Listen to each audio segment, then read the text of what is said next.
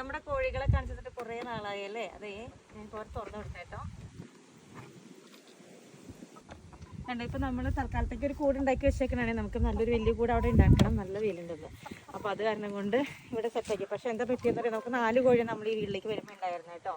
അതെനിക്ക് നമ്മളൊരാഴ്ച ഹോളിഡേയ്സ് പോയിരുന്നു, സ്പെയിനൊക്കെ പോയി കഴിഞ്ഞ് തിരിച്ചു വന്നപ്പോഴേക്കും ഒരു കോഴീനെ കുറുക്കം പിടിച്ചിട്ടുണ്ട്. നമ്മുടെ ഇവിടെ നിന്ന് കുറുക്കനൊക്കെ വരും. നമ്മൾ ആളനക്കില്ലാന്ന് കണ്ടപ്പോൾ അവരൊന്ന് പിടിച്ചിട്ട് പോയി. അത് കഴിഞ്ഞിട്ട് പിന്നെയാണെങ്കിൽ ബാക്കി 3 കോഴികൾക്ക് ഭയങ്കര പേടിയായിരുന്നു.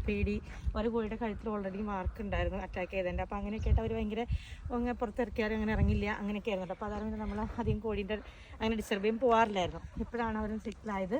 അപ്പോൾ കോഴിക്കോടും അന്ന് ഇച്ചിരി ഉറപ്പുണ്ടായിരുന്നു, താഴേക്ക് നമ്മൾ റണ്ണിട്ട് കൊടുത്തിട്ടുണ്ടായിരുന്നില്ല. അപ്പോൾ ഇപ്പോൾ ഇച്ചിരി കൂടെ നമുക്ക് ഉറപ്പാക്കി അവർക്കിപ്പോൾ നമ്മൾ ജോലിക്ക് വേണ്ട ദിവസങ്ങളിലാണെങ്കിൽ നമ്മളിങ്ങനെ പുറത്തേക്ക് ഇറക്കി വിടത്തില്ല, അവർ ഈ റണ്ണിലേക്ക് കൂടെ കിടന്ന് ഓടും.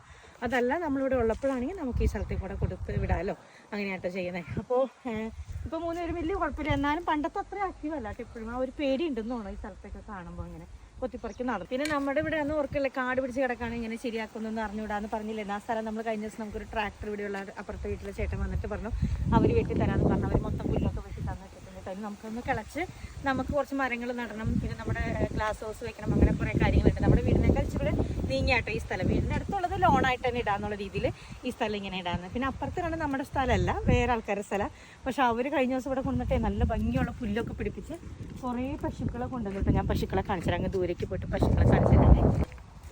ഇതേ കണ്ടോ, ഇവിടെ ആട്ടോ നമ്മുടെ പശുക്കൾ. പക്ഷെ എന്താ വെച്ചാൽ അവർ ഓരോ സ്ഥലങ്ങൾ തിരിച്ചിരിച്ച് കൊടുക്കാമെന്നാണോ ഓരോ ദിവസം കഴിക്കാൻ വേണ്ടിയിട്ട്.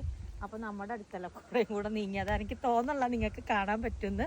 നമുക്ക് ഇവിടെ നിന്ന് നല്ല ഭംഗിയാണ് കാണാനായിട്ടോ ഈ പച്ചപ്പിൽ അവർ പശുക്കൾ അങ്ങനെ അവിടെ നിൽക്കണ കാണാനായിട്ട്.